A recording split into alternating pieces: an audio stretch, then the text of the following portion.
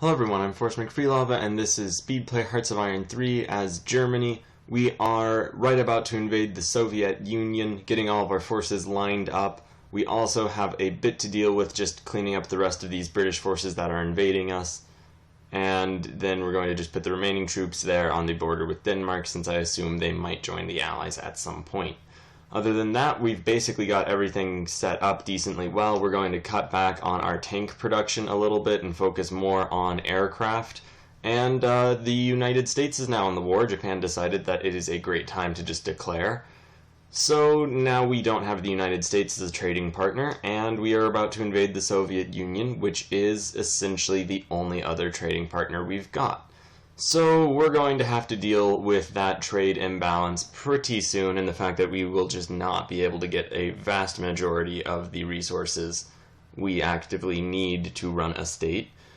So that's going to be a bit of a concern. We also are sending all of our close air support over to the east now, since there's only really going to be the Soviet Union to fight on land for quite some time. We also apparently sent too many fighters, and now we're losing control over the Benelux region with our aircraft at least. So we go ahead and reassign a group over. We're not quite at the point where we're ready to launch the invasion of the Soviet Union, so we don't really need all of our fighters over there just yet. Although we really should upgrade our fighter production at some point. Otherwise we're going to have to deal with quite a lot of issues. We also try to just get our trade deals all balanced out, try to actually get the resources that we need. We could just go from being a free trade state to a just completely shut down economy, or a just completely closed economy, which I'm thinking we might do, since we do actually produce quite a bit of things. Also, the Soviet Union just declared war on Finland, so we can possibly invite them to the Axis and go ahead and just get our Soviet war started already. Now, I think we're going to do that. We also have to just switch over to a different industrial type really quickly. And we're basically just going to get the biggest bonuses to production possible. Now, we could start worrying about our manpower. We are only at 1.5 million. Hopefully we won't take too many casualties as we invade the entirety of the Soviet Union, although admittedly that is a bit of a bold thing to declare. And we also did switch to closed economy, so we now no longer export out 80% of our resources. We do go ahead and set up an offensive line. Our objective is basically to just pass Moscow and take everything to the west of that line. Now, the air war is still going on in the west, but in the east we're basically ready to launch this invasion.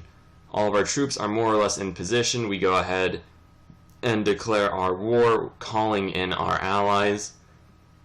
And you'll notice everything is just popping up right now.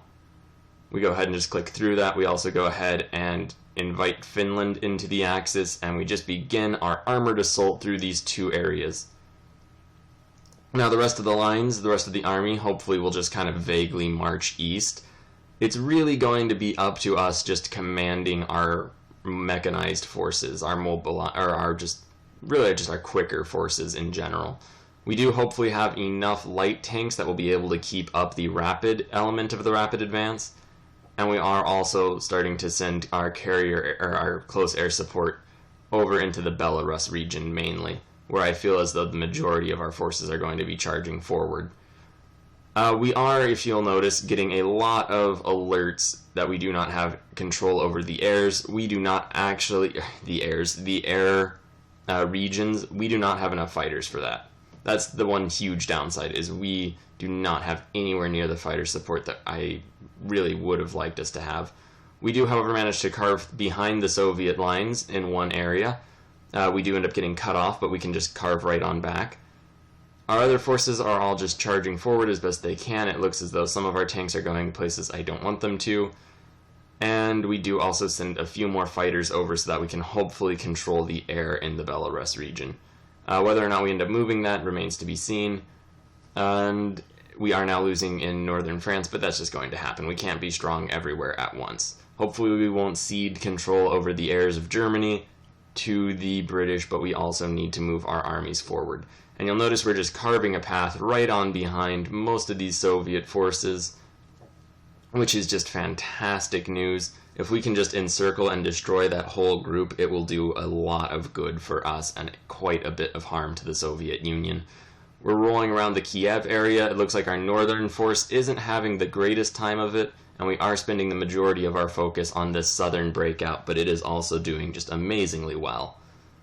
Now, we also don't have air superiority in this southern portion, but it doesn't really seem as though it matters all that much at the moment, as we are just kind of plowing on through them for now. A few areas aren't actually managing to succeed since we have reached forested areas. We also finished our atomic research, which just boosts research speed a little bit. And beyond that, we're just going to be trying to move forward with these encirclements. Whether or not we actually manage to encircle all their forces is going to be a very legitimately concerning point. We did just destroy that one group, but that's not the kind of encirclement we're building up to, or hoping to be building up to. And our northern forces are kind of bogged down, although it is still winter. That is something to be very, very aware of. Luckily, though, our southern forces made tremendous gains, considering that it's in the winter and we're just launching an invasion of the Soviet Union. Not so far into it, though, admittedly, that would be a very serious concern. And it looks like we'll be able to carve our path all the way over to the coast, cutting off this entire group of Soviet forces, which would be quite nice. And from there, we'll just see how the war takes us. You'll notice we do not have very detailed plans for our armies. We just have the one general thrust deep into the Soviet Union, and we're just kind of seeking out vulnerabilities and taking advantage of them with our armored forces. The northern armored group I kind of wish had been just left in a single cluster or clump or what have you with this southern group, since that's really where the initiative is being made and kept. But it doesn't matter. They're doing their job fighting on the lines and hopefully advancing just the rest of the line in general. You'll see we're fighting with them now. It looks like we're moving a little bit forward, not really so much, not so quickly. But we do have a considerable number of forces, so hopefully we'll be able to move them onto the other side of this river we're fighting along, on the northeastern bit of the front line, and hopefully we'll be able to cut off all of these new frontline soldiers for the Soviet Union. Now, we did manage to finish pocketing these troops. We do try to attack into that forest. It looks like it's going decently well. The attacks over here aren't going too favorably for us, but we are keeping them going. And hopefully we'll just be able to drive either around them or through them. These forces are trying to pocket the north. Okay, we're basically just trying to pocket everybody. That's going to be the mainstay of what goes on for right now. We're also at the point where we aren't really making any strategic level decisions. We're just taking advantage of any tactical opportunities.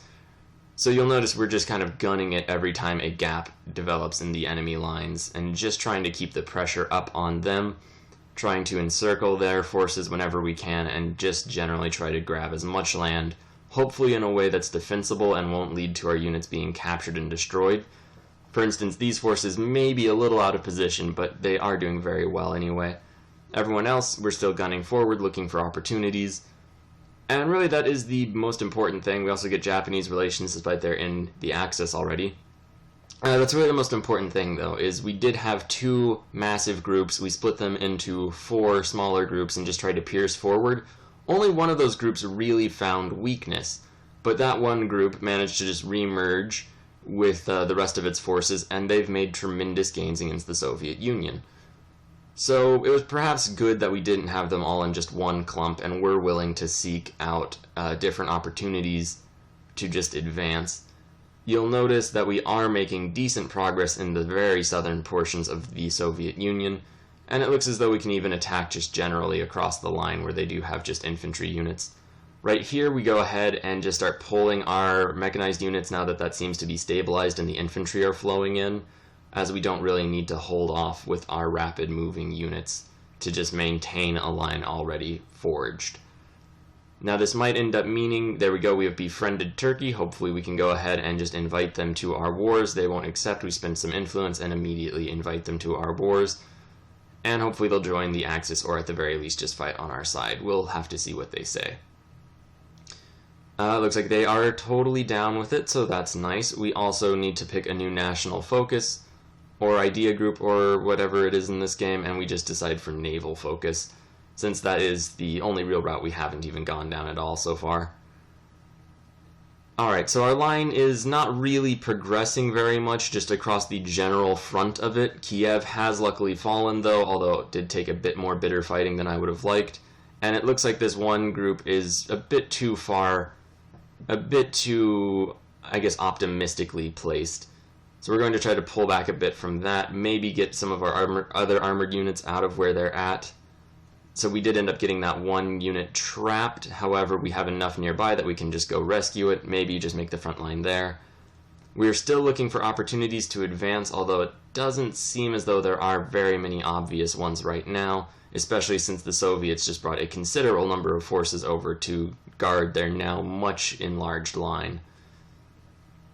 Alright, so we are at this point just mainly looking for places to go fight and hopefully just dominate the Soviets. We are pulling a decent number of our mechanized or motorized, just rapid-paced units over to this slight bulge, and we're going to try to press out from that bulge and hopefully just gun up. And I accidentally sent an order to everyone, so we go ahead and halt them, so hopefully the AI will take back control over that. Alright, couple things. We go ahead and defend that air zone. We are also going to really ramp up production of aircraft at the expense of other units, which we really do not need to have such large stockpiles of. And once we get a decent number of forces in position, we're going to try to make this second break and hopefully just carve a path through the Soviet forces. You'll notice that the air war is not going decently well, except against the Soviet Union, where we are winning quite handedly. So that is very nice. Everywhere else, not really so much at all. Although it doesn't matter nearly so much. We also do apparently have some French resistance now going on, which is moderately concerning, although honestly I just kind of don't respect the fighting capability of the Allies at this point.